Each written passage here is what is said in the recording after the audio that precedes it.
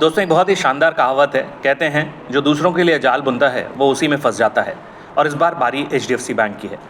हमने देखा एमएचआरडीसी केस में, जिसमें शशि जगदीशन साहब के लीडरशिप में और उनकी नॉलेज में होने के बाद 45 करोड़ रुपए एडिशनल डिफरेंशियल इंटरेस्ट के तौर पर एमएचआरडीसी को दिए गए। ये पैसा सीएसआर फंड में से निकाला गया, मार्केटिंग डिपार्टमेंट के थ्रू रोड सेफ्टी अवेयरनेस के लिए एमएचआरडीसी को दिया गया। इसमें जो सारे बिल्स वगैरह लगा गए हैं वो भी फर्जी हैं। इसका मतलब एमएचआरडीसी एक गवर्नमेंट डिपार्टमेंट है, अगर सेमी गवर्नमेंट डिपार्टमेंट है तो क्या उसमें इस तरीके अनएथिकल एंट्रीज अलाउड हैं?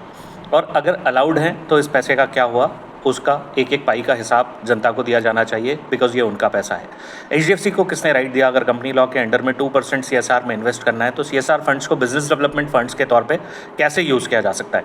इतना बड़ा फ्रॉड, चीटिंग और अनएथिकल एक्टिविटी करने के बाद एचडीएफसी का बोर्ड सिर्फ पेनल्टी लगाता है 1 लाख रुपए की। जिस व्यक्ति को करोड़ों रुपए मिल रहे हैं साल के, शेयर्स अगर बेनिफिट मिला लें तो लगभग 40 करोड़ से भी ज़्यादा पैसा मिलता है, उसको 1 लाख की पेनल्टी लगाई जाती है। दोस्तों, ये आर्टिकल 14 जो राइट्स टू इक्वालिटी है उसका हनन है। और बाकी जितने एम्प्लॉयज़ हैं उनके लिए खुशखबरी है कि अगर उनके साथ इस तरह का कोई ट्रीटमेंट पास्ट में हुआ है तो वो कोर्ट में जाके इसको एग्जीक्यूट करवा सकते हैं। और अगर शशि जगदीशन साहब को ये बेनिफिट मिलता है तो आप भी इसके लिए एलिजिबल हैं। हो सकता है आपको सिर्फ 10 रुपये जमा करके भी आपकी नौकरी बहाल हो जाए और आपके बेनिफिट्स आपको वापस मिल जाए।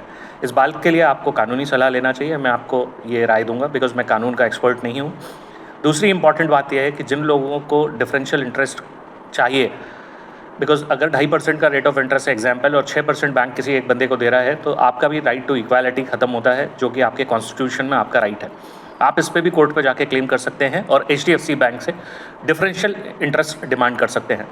दोस्तों, मेरी रिक्वेस्ट है इस बारे में कानूनी सलाह लें और इस बेनिफिट का फ़ायदा उठाने की पूरी कोशिश करें, बिकॉज अगर कोई चीटिंग कर रहा है और इस तरह से बच रहा है तो उसका फ़ायदा आपको भी मिलना चाहिए, मुझे भी मिलना चाहिए।